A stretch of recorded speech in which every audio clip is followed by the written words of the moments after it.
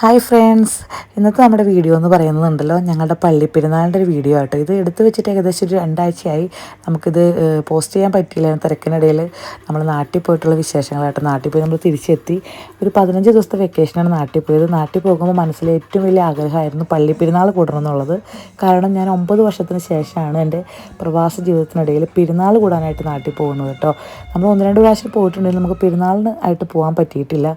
ഈ തവണ ദൈവം അനുഗ്രഹിച്ച് മോളുടെ മാമോദിസ നടത്താനും പെരുന്നാൾ കൂടാനും കുറച്ച് നേർച്ചകളൊക്കെ നടത്താനായിട്ടാണ് നമ്മൾ നാട്ടിൽ പോയത്. ആകെക്കൂടി 15 ദിവസത്തെ ലീവിനായിട്ട് നമ്മൾ പോയത്. എന്തായാലും ദൈവം അനുഗ്രഹിച്ച് നമുക്ക് പെരുന്നാൾ വളരെ ഭംഗിയായിട്ട് കൂടാൻ പറ്റി. നമുക്കിവിടെ പള്ളിയിലെ പെരുന്നാൾ എന്ന് പറയുന്നത് ഏകദേശം 4 ദിവസത്തെ പെരുന്നാളാണ്. വ്യാഴാഴ്ച തുടങ്ങി ഞായറാഴ്ച വരെ പെരുന്നാളാട്ടോ. അതിനിടയിൽ വെള്ളിയാഴ്ച ഗാനമേളയും ശനിയാഴ്ച ഭയങ്കരമായ പ്രദർശനവും വെടിക്കെട്ടും എല്ലാം. എന്താ പറയുക, പെരുന്നാൾ ശരിക്കും നാട്ടിൽ നിൽക്കാത്ത പ്രവാസികൾക്ക്, അതായത് നാട്ടിൽ നിന്ന് പോയിട്ടുള്ള പ്രവാസികൾക്ക് ശരിക്കും മിസ് ചെയ്യുന്നൊരു സംഭവം കേട്ടോ. നമ്മൾ ഇവിടെ ആയിരിക്കുമ്പോൾ, വിദേശത്തായിരിക്കുമ്പോൾ നമ്മൾ പെരുന്നാളിൻ്റെ വീഡിയോസ് കാണാൻ ഭയങ്കര സങ്കടം കേട്ടോ. ഈ പെരുന്നാൾ എന്ന് പറഞ്ഞാൽ നമ്മുടെ വീടിൻ്റെ പടിയിലൂടെയാണ് പ്രദർശനമൊക്കെ പോകുന്നത്. അതുപോലെ തന്നെ നമ്മൾ കുഞ്ഞിനെയൊക്കെ വീട്ടിലെ അമ്മച്ചിയുടെ അടുത്തൊക്കെ ഏൽപ്പിച്ചിട്ട് 2 അമ്മച്ചിമാരോടെ നോക്കി നമ്മൾ പ്രദർശനമൊക്കെ ഫുള്ള് കൂടി. അതുപോലെ ഗാനമേളയ്ക്കും നാടകത്തിനൊക്കെ പോയിട്ടോ. പിന്നെ നമ്മുടെ നേർച്ചകളൊക്കെ നടത്തി നമുക്ക് അമ്പ് എഴുന്നള്ളിച്ച് വയ്ക്കാനുള്ള നേർച്ചയൊക്കെ ഉണ്ടായിരുന്നു. പിന്നെ അതുപോലെ തന്നെ ശനിയാഴ്ച രാവിലെ നമ്മുടെ വീടുകളിലൊക്കെ അമ്പ് വന്നു. എന്താ പറയുക, ഭയങ്കര രസമായിരുന്നു പെരുന്നാളെന്ന് പറഞ്ഞാൽ. എന്താ പറയുക, ഒരിക്കലും മറക്കാൻ പറ്റാത്തൊരു ഓർമ്മയുണ്ട് നമുക്ക് പെരുന്നാളിൽ നിന്ന് കിട്ടുന്നത്. കുഞ്ഞു പ്രായം മുതൽ നമ്മൾ പെരുന്നാൾ കൂടുമ്പോൾ നമുക്കിത് കൂടാതിരിക്കുമ്പോൾ ഭയങ്കര മിസ്സിങ്ങാണ്. അതുപോലെ നല്ല അടിപൊളി വെടിക്കെട്ടും, എന്താ പറയുക, നമ്മുടെ പെരുന്നാളിനുണ്ടാകുന്ന പെട്ടിക്കടകൾ, ഇതൊക്കെ നമ്മൾ കുഞ്ഞു പ്രായം മുതൽ കാണുന്നതാണല്ലോ.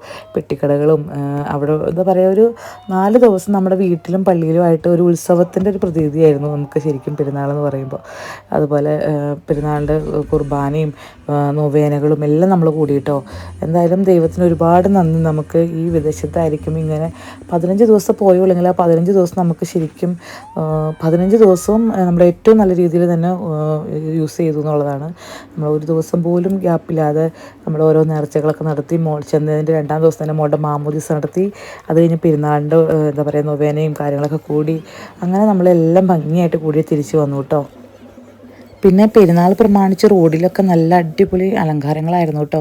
ഒത്തിരി സീരിയൽ മാലകൾ വെച്ചിട്ട്, എന്താ പറയുക, അങ്ങറ്റം മുതൽ ഇങ്ങറ്റം വരെ റോഡൊക്കെ ഡെക്കറേഷൻ ചെയ്ത് എന്ത് ഭംഗിയാണെന്ന് അറിയുമോ. എന്താ പറയുക, അത് പറഞ്ഞറിയിക്കാൻ പറ്റാത്തൊരു ഭംഗിയാണ്. നമുക്ക് കാണുമ്പോൾ തന്നെ മനസ്സിലാവുന്നില്ലേ എന്താ രസമല്ലേ.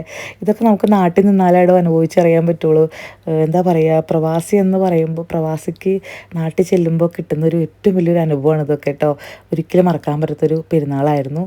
എന്തായാലും പെരുന്നാളൊക്കെ കൂടി അത് ഞങ്ങൾ വീട്ടിൽ വന്നു കഴിഞ്ഞപ്പോൾ വീട്ടിൽ നമ്മൾ മത്താപ്പൂക്കെ മേടിച്ച് പുത്തിരിയും വെടിക്കെട്ടൊക്കെ നടത്തി. അങ്ങനെ അടിപൊളി ഒരു പെരുന്നാളായിരുന്നു കേട്ടോ. അപ്പോൾ ടാറ്റാ, ബൈ.